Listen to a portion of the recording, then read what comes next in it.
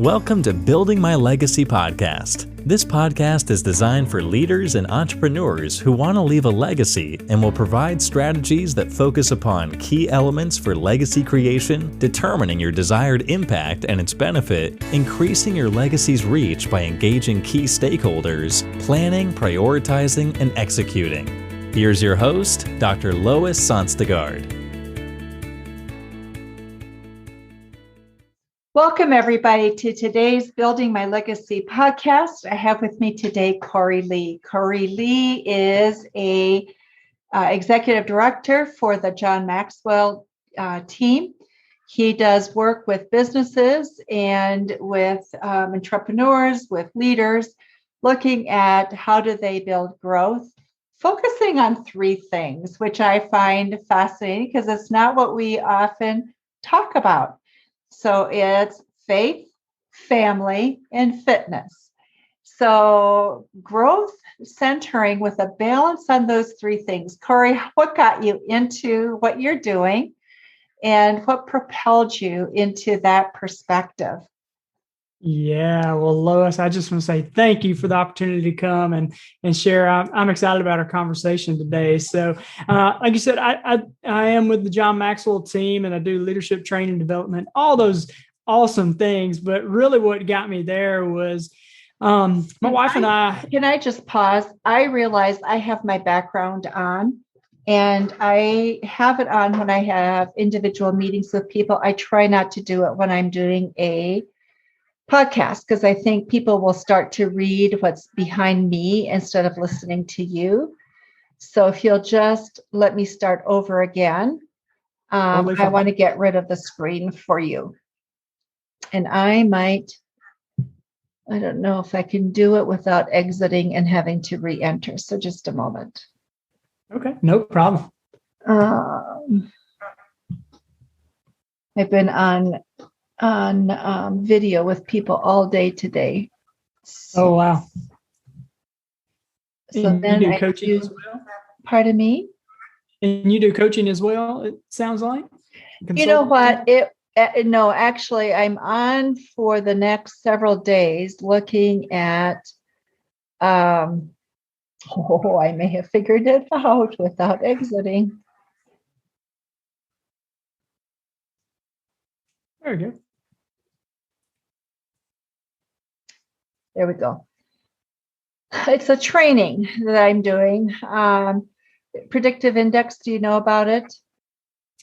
Mm-hmm. It's a tool that is great for, well, I think it's going to be great perhaps for looking at hiring and then just some behavior development things. It has its positive, has its negatives. The reason I went to it is it's one index, and you can say this is what's going on, holes, etc. I have a Gallup perspective, I have a DISC perspective, I have a Lencioni perspective, I have a leadership circle perspective. I have a lot of perspectives. Mm-hmm. So I'm listening to that, and I'm going, okay, I got it. I can see having the value, a large overall value as a door opener. But I also felt it was weak in terms of some of the other.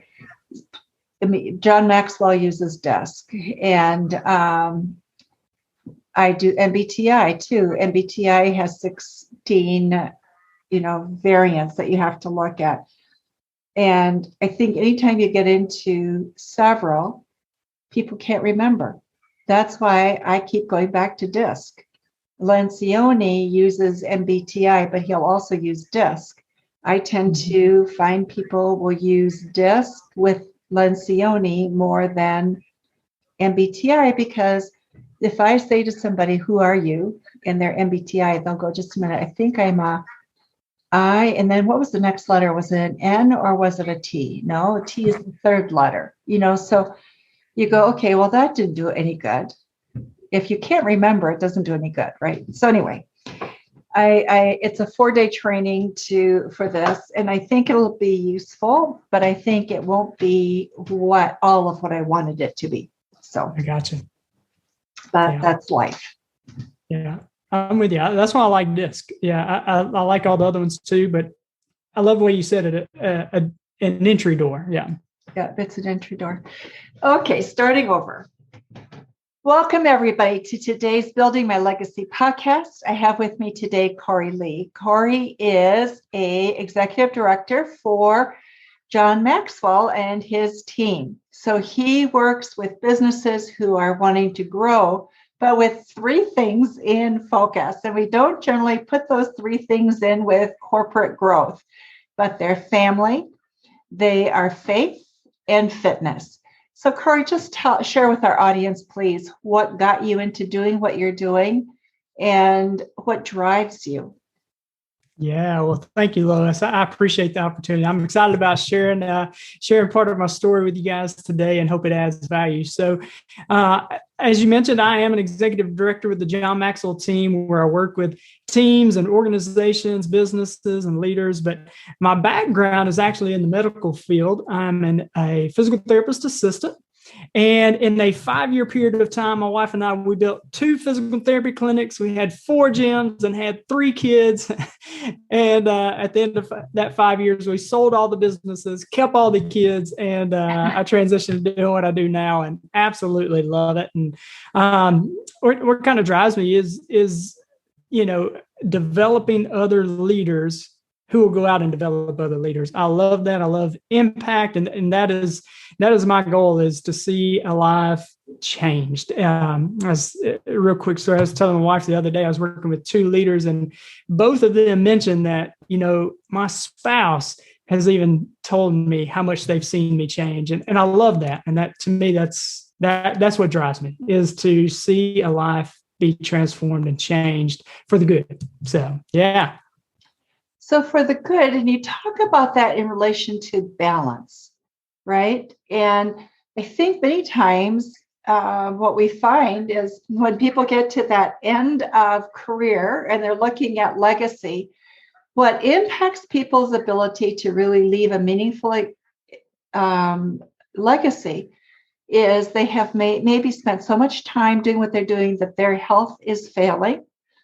Or perhaps they've invested no time in their relationship with their spouse, so that's falling apart, perhaps, or their kids are a wreck. And so you look at growth in relation to keeping a balance. How do you do that, and how do you coach for that? Yeah. So there's been a couple of instances in my life that has really had to shake me up, that I've learned kind of the hard way there. And one was, again, early on in my career as a physical therapist assistant. And right out of college, I can remember working in this nursing home, and every story, every single one of them was around the fact that I worked hard. And me and my spouse always talked about where we were going to go, where we were going to travel, all the things we were going to do.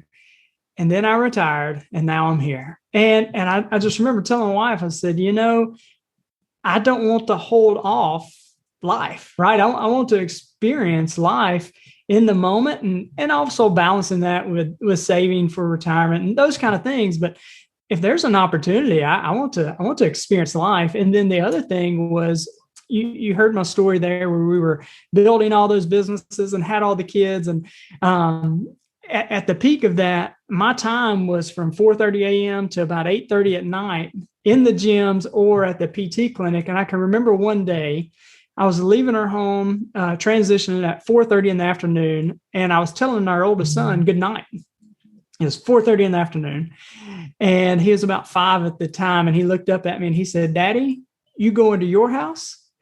And it hit me that I was spending way too much time away from the things that I said were truly important to me. So you talk about how do you coach that? I think the first thing is getting clear on what your values are, right? Like if I'm coaching somebody else, their values may not be mine. That's totally fine. But getting clear on what those values are, and then setting up a system and a structure in place to see, are you actually living those values out? And that's one of the things I try to do at the end of every day is I have 7 questions I'll ask myself around my core values. It's easy to say that this is what I say is valuable.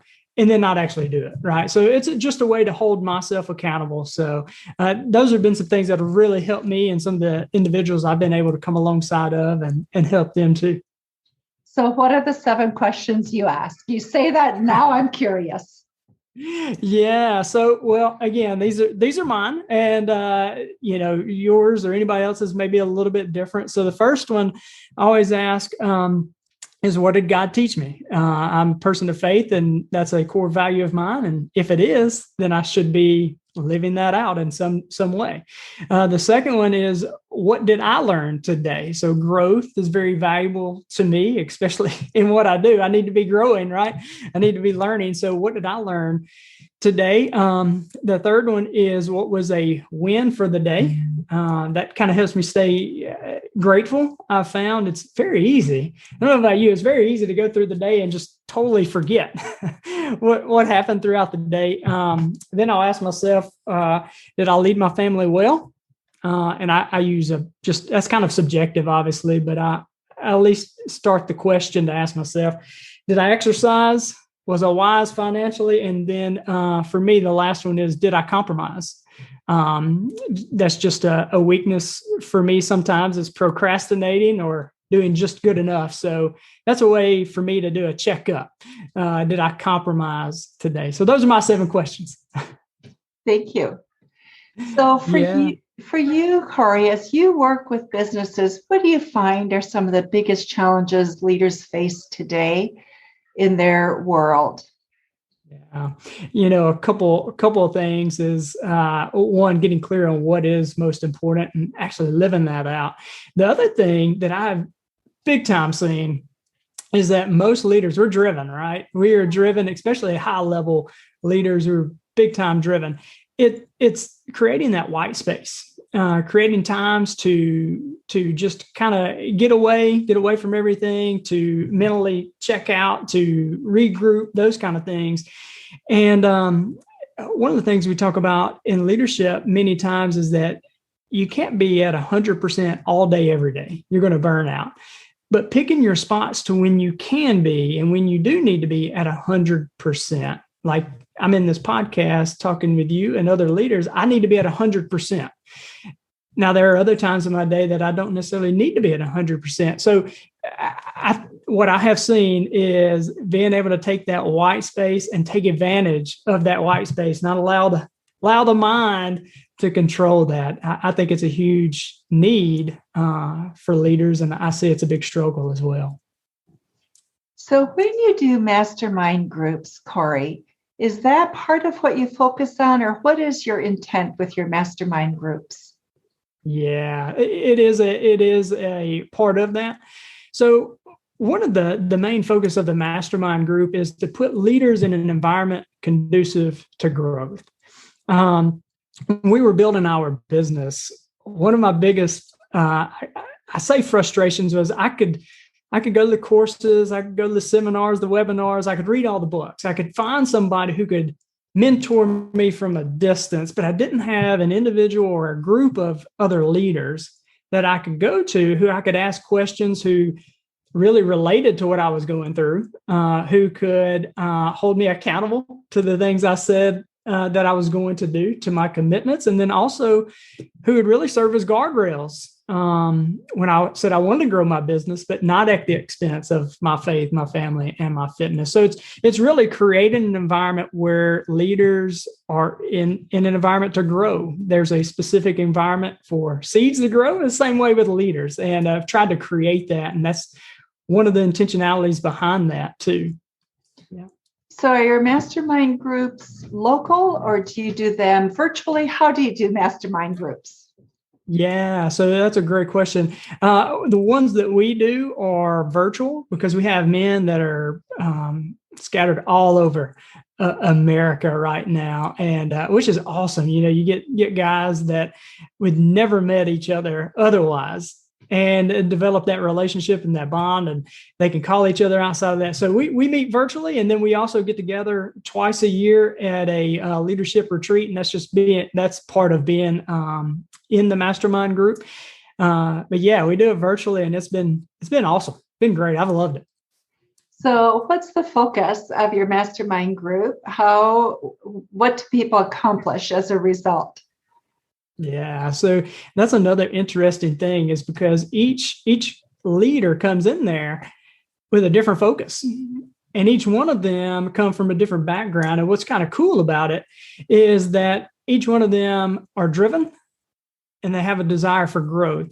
And what makes it interesting, the fact that they all come with their own backgrounds and own kind of focus, is we do grow together. We have a book that we read together and focus on specific growth. But each week, a leader gets into the growth seat or hot seat. We call it growth seat. And that leader brings the agenda.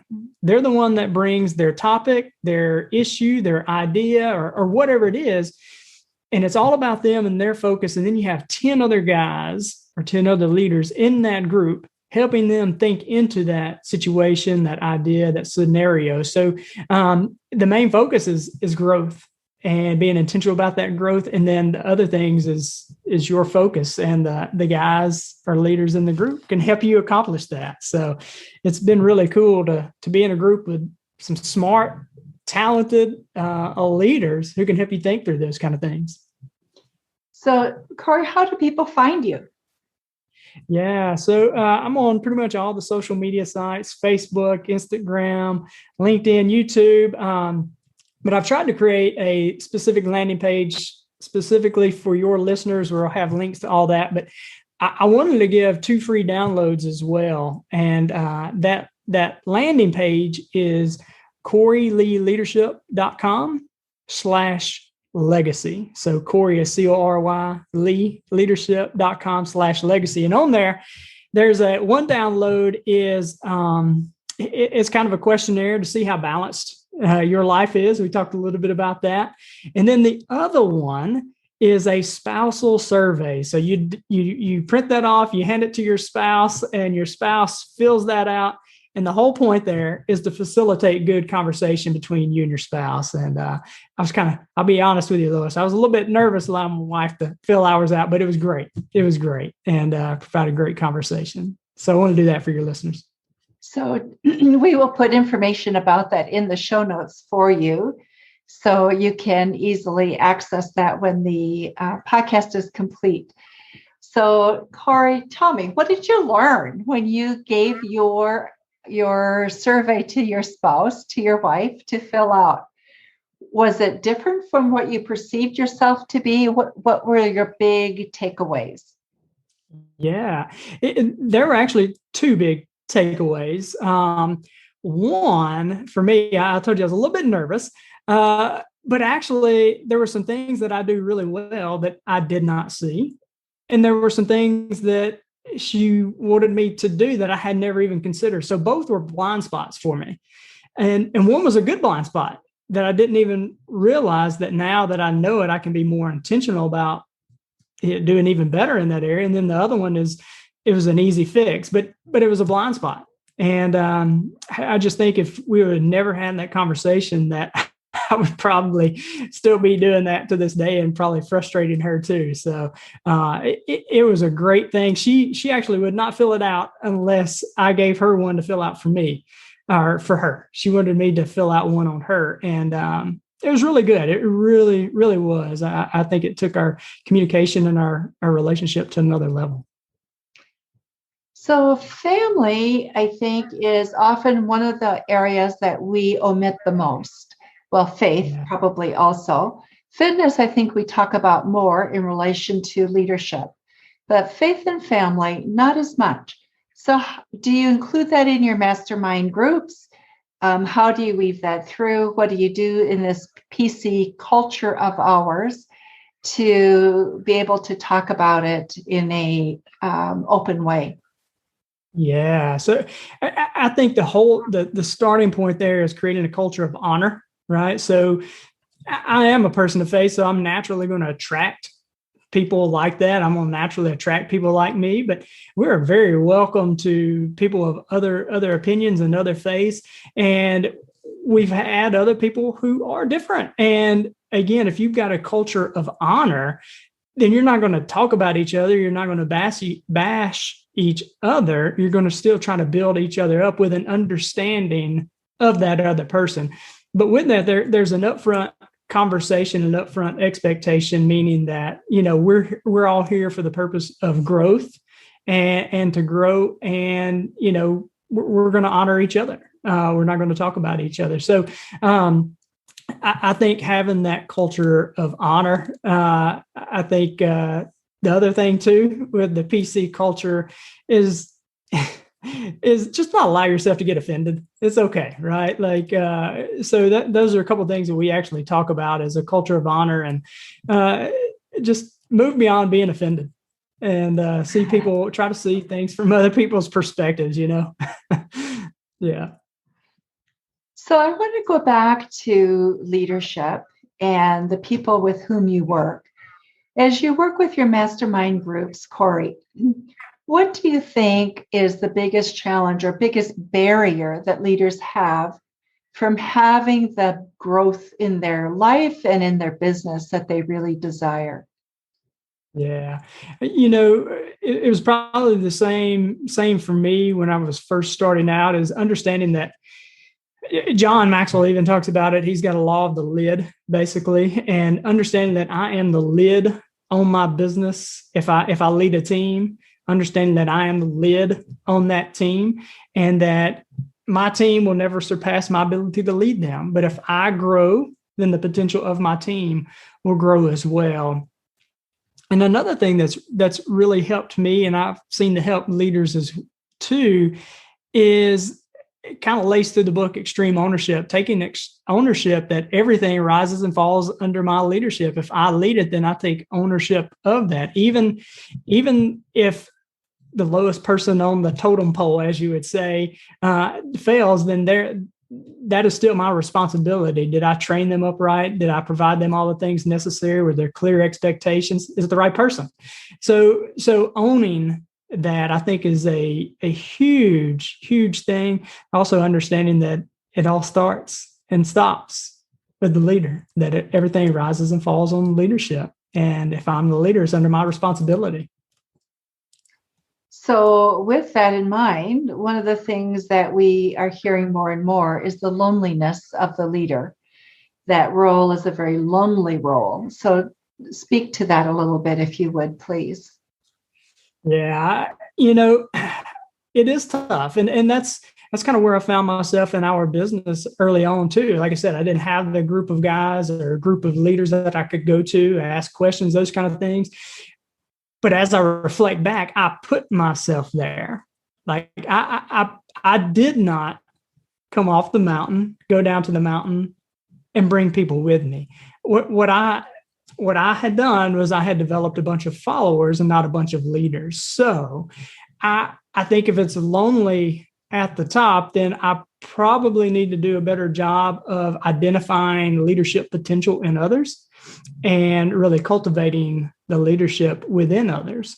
So I don't just stay lonely at the top. I go down the mountain, I grab somebody by the hand and say, come up here with me. This view is awesome, which is much more difficult. It's much more time consuming, and it's not easy at all. It takes a lot more intentionality. But for me, that's where I found myself, was that I had developed followers and I hadn't developed leaders. And just real quick, what happens when you do that and you move on, like I did, out of our business tanked. And it's because I hadn't developed any leaders. So I was lonely at the top and I hadn't developed leaders. It's come back now. So if I could go back, I would look at the leadership potential in other people and intentionally invest in them and bring them to the top with me. So I don't think leadership should be lonely. I think it's very easy to get there, but I think we should be looking for people we can invest in and bring to the top with us. That's just my thought, Lois. So, Cory, if you were to do things over again, what would you do differently this time around? What would you change? Yeah, and I think it's exactly that. So I don't regret any of the decisions that we've made or anything that we have done by any means, because that's where my greatest learning has come from. But if at all possible, or if the scenario come up again, how about that? I would develop leaders. I truly would, because what I found was by developing followers, I was lonely at the top, that it all depended upon me. And two, I capped other people. I capped the potential in other people by not seeing the potential in them and extracting that potential, by not taking the intentional time to invest in them. So that would be maybe something I would do differently, or be intentional about going forward. So when you were developing your business, your wife is intricately a part of your business. Am I correct? Yes, ma'am. 100%. Yeah. Okay. So in a sense, you had a support person there, that you're all having a partner that is in business with you. Also, business partnership has its own challenges. So speak a little bit to that as well, if you would.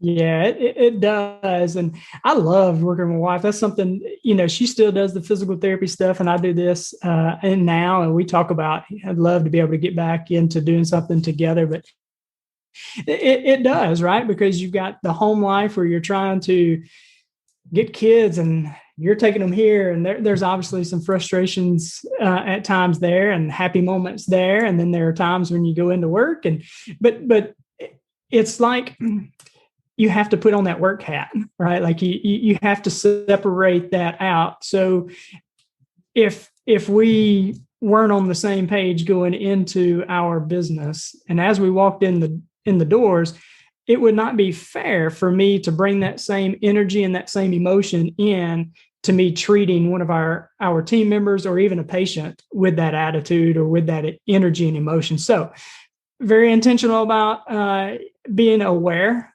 of my thoughts and emotions and flipping the switch, because the great thing is that's one thing you have control over, your attitude. I have control over my attitude. I have control over my emotions, and I have to be very intentional about that. I share one super quick story with you. Our oldest son, he came to me mad one day. He was mad. And I don't know if you've ever been so mad your bottom lip quivers, but he was mad. He was crying. He was so mad. And I got to asking him, I said, Colton, what's wrong, man? And he said, Brady just made me so mad. And that's his younger brother. And got to talking to him. Brady had said something to him. And I told him, I said, Colton, if somebody else can make you mad, if somebody else can make you sad, or somebody else can make you glad, then you've been had. If somebody else can make you sad, mad, or glad, you've been had, because what you've done is you've given somebody else power and control over the one thing you have control over, and that's your emotions, that's your attitude. So kind of going back to your question, it's really being aware of my thoughts and my emotions, and knowing that I have control over that, right? Like nobody else does. I can control my response. You can control your response, and it takes an incredible amount of awareness, don't you think, to be able to get there? Oh, incredible is the word. That's right. Incredible. It's not easy by any means. Okay. So tell me, was that something that came to you more because of your training through John Maxwell, or is that something that is more innately a part of you? I think initially it was innately, and what's the thing? When you're unaware of some of your strengths that you have, right? So it was something that I was unaware that I was doing, but now that I've learned and I've actually worked with other leaders and helped them do it, it is now something I'm a conscious competent, right? I'm a conscious competent now. I was a unconscious competent prior to, so it was a little bit. But definitely grown in that area, which is how allowed me to be more intentional about it and do a better job of that. Definitely not easy now. I'm not perfect, right? But yeah. Well, none of us are. We'd like to think we are, right? But none of us are, which is, I think, coaches who aren't perfect are probably the ones who maybe do the best, because they've had their own lessons, right? Oh, definitely. And I've got a bunch of them. So yeah, some of them are tough. Some of them are tough. Always, life has its tough moments of teaching. So, Cory, our time is rapidly disappearing on us. what are some thoughts that you think are really, really important? We've talked a little bit about your mastermind groups and what you do, but what is really critical that we've left out or that you would like leaders to think about as they go about their day-to-day or quarterly, yearly planning work, whatever?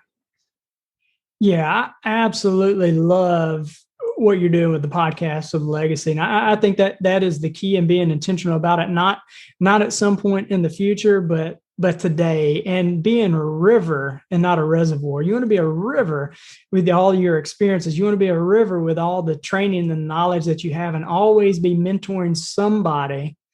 And one thing, have that mentor, that person you're mentoring, require them to have somebody that they are mentoring as well, because you don't want ever get to a point where you are a reservoir. You want to be a river. You've got life experiences, you've got wisdom and knowledge, and there's somebody out there that's hungry for it. And one last thought on that. We've talked about developing followers and developing leaders. One of the key learnings that I've shifted to as well is that as I work with businesses and then grow my own, is that I want to invest my time with the top 20%, not spend my time with the bottom 20%. Most leaders, what we do is we spend our time with that loudest, most difficult, toughest people, but we want to invest our time with the top 20%, because we know if we influence the best, they're going to influence the rest. And when I say invest and spend, there's a difference there. When I invest my time with someone, there's an intentionality with my time with them. As I'm sitting down with somebody on my team, I'm asking the questions, I'm developing the relationship, I'm doing all those things, but there's an intentionality, because I want to hear in their voice where they want to go. I want to hear where their passions are, because that's going to give me a clue into their strengths. I'm also asking them questions because I want to see how far they're willing to go with me as well. So there's an intentionality behind my time. So biggest thing I'd love to leave with you is that you've got gifts and talents that this world needs, and be a river, not a reservoir with that. Yeah. Be a river and not a reservoir. I love that. We just came back from spending some time in the Utah desert and climbing all the different rocks there to see the beautiful sights. And there, when you saw a river, it was magnificent, and it flowed through the country. So be a river, not a reservoir. That's right. Thank you so much, Cory. And we will put information about those 2 downloads that Cory has available so that you can have access to them. They will be in the show notes for you. Thank you so much for being with us today on Building My Legacy podcast. And Cory, thank you for being with us and sharing your story with us as well. Thank you. Thank you for having me. You are welcome. And also remember to visit us on our website at buildtomorrow.com and all of our social media sites as well. Thanks much, everybody. You've been listening to Building My Legacy podcast with Dr. Lois Sonstegard. To book your appointment with Dr. Sonstegard, visit www.buildtomorrow.com.